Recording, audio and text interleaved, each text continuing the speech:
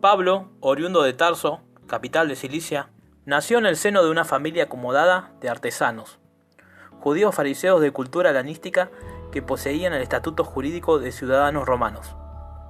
Después de los estudios habituales de la comunidad hebraica, Saulo fue enviado a Jerusalén para continuarlos en la escuela de los mejores doctores de la ley, en especial en la del famoso rabino Gamaliel. Adquirió así una sólida formación teológica, filosófica, jurídica, mercantil y lingüística, ya que hablaba griego, latín, hebreo y arameo.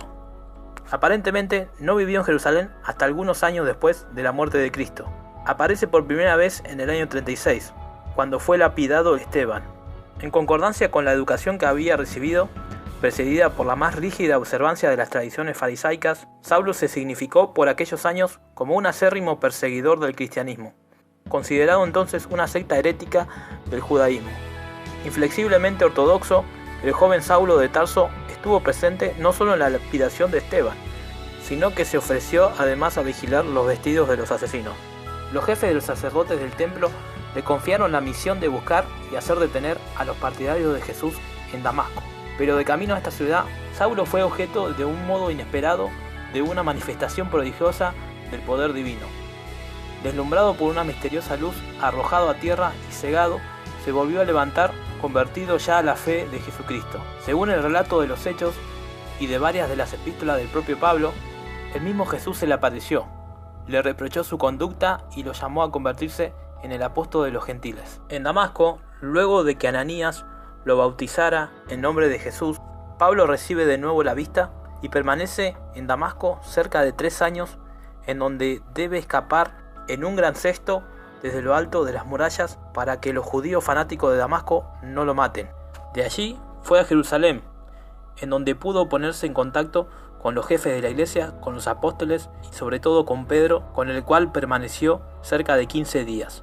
Allí conoció a Bernabé, que lo conocía bien y que quizá era pariente suyo. Regresó después a su ciudad natal de Tarso, en cuya región residió y predicó hasta que en el año 43 vino a buscarlo Bernabé. Pablo y Bernabé fueron enviados a Antioquía, ciudad cosmopolita donde eran numerosos los seguidores de Jesús. En compañía de Bernabé, Pablo inició desde Antioquía el primero de sus viajes misioneros, que lo llevó en el año 46 a Chipre y luego a diversas localidades de Asia Menor.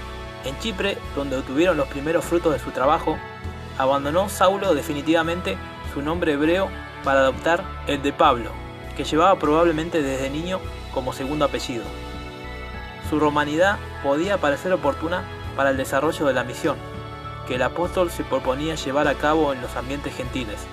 En adelante, sería él quien llevaría la palabra del evangelio al mundo pagano. A lo largo de su predicación, Pablo iba presentándose sucesivamente en las sinagogas de las diversas comunidades judaicas, pero esta presentación terminaba casi siempre en un fracaso. Bien pocos fueron los hebreos que abrazaron el cristianismo por obra suya.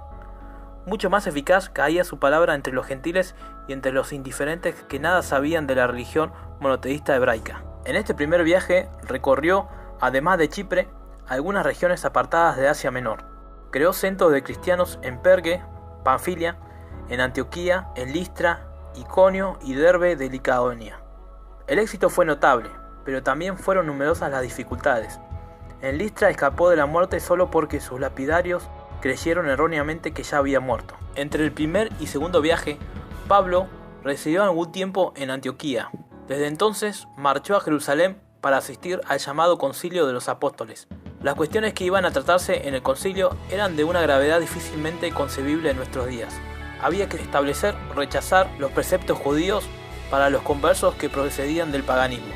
Durante el concilio, la postura de Pablo y Bernabé es defendida por los apóstoles, por lo que se ordena no obligar a los gentiles a circuncidarse y a guardar la ley para ser salvos. Se impone entonces la doctrina de la gracia y no la doctrina de las obras por medio de la ley para la salvación. El segundo viaje evangélico comprendió la visita de las comunidades cristianas de Anatolia, fundadas unos años antes. Visitó algunas ciudades de Asia proconsular y marchó después a Macedonia y Acaya. La evangelización se hizo particularmente patente en Filipos, Tesalónica, Berea y Corintio. También Atenas fue visitada por San Pablo, quien pronunció allí el famoso discurso en el que combatió la filosofía estoica. El resultado desde el punto de vista evangelizador, fue más bien exiguo. Durante su estancia en Corintio, donde estuvo en contacto con el gobernador de la provincia, Gayo, inició al parecer su actividad como escritor, enviando la primera y segunda epístola de los tesalonicenses, en las que ilustra a los fieles acerca de la segunda venida de Cristo y de la resurrección de la carne.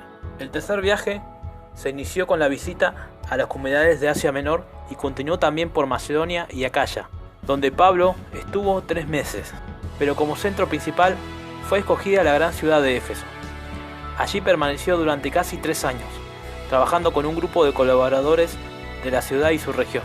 Entonces Demetrio, un representante de los numerosos comerciantes que explotaban la venta de estatuillas de Artemisa, propició un tumulto contra Pablo. Desde Éfeso, Pablo escribió la primera epístola a los Corintios, en la que transparenta muy bien las dificultades encontradas por el cristianismo en un ambiente licencioso y frívolo, como lo era en esa ciudad.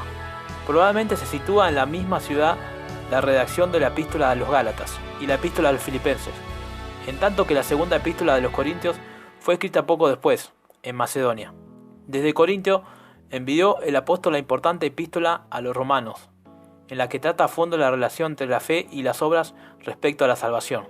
Con ello pretendía preparar su próxima visita a la capital del imperio. Sin embargo, los hechos se desarrollaron de un modo distinto. Habiéndose dirigido Pablo a Jerusalén para entregar una cuantiosa colecta a la iglesia, fue encarcelado y fue enviado al procónsul romano Félix. Allí pasó el apóstol 2 años bajo la custodia militar. Decidieron embarcarlo, fuertemente custodiado, con destino a Roma, donde los tribunales de Nerón decidirían sobre él. El viaje marítimo fue por otra parte fecundo en episodios pintorescos, como el naufragio y la salvación milagrosa. Desde los años 61 a 63 vivió Pablo en Roma, parte en prisión y parte en una especie de libertad condicional y vigilada, en una casa particular. En el transcurso de este cautiverio romano, escribió por lo menos 3 de sus cartas: la epístola a los Efesios, la epístola a los Colosenses y la epístola de Filemón. En sus últimos años escribió las epístolas a Timoteo, las epístolas a Tito y la epístola a los Hebreos. Luego de su encarcelación en Roma, ya no tenemos datos por parte del libro de Hechos sobre Pablo. Algunos dicen que fue martirizado en el año 67 después de Cristo, mientras que otros dicen que fue liberado y que continuó sus ministerios hasta llegar a España. Pablo ha llegado a ser uno de los apóstoles más importantes del Nuevo Testamento. Hay una antigua descripción tradicional de Pablo que lo presenta como un hombre pequeño de estatura, con cejas prominentes, de nariz larga, calvo y de piernas arqueadas.